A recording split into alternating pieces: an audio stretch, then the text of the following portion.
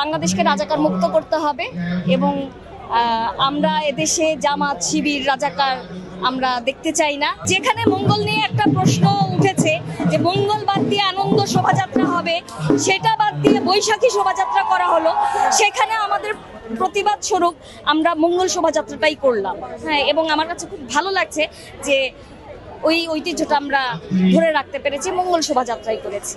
এবছর এতজন হয়েছে এবং এটা একটা সাকসেসফুল ইভেন্ট। তো আশা করি সামনের বছর, হ্যাঁ, ভবিষ্যতে আরও মানুষ হবে, এখানে আরও মানুষ আমাদের এই মঙ্গল শোভাযাত্রায় যুক্ত হবে।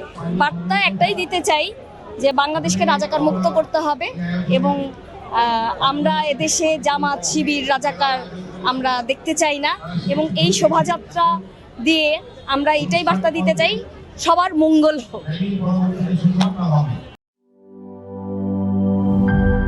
Mr. Noodle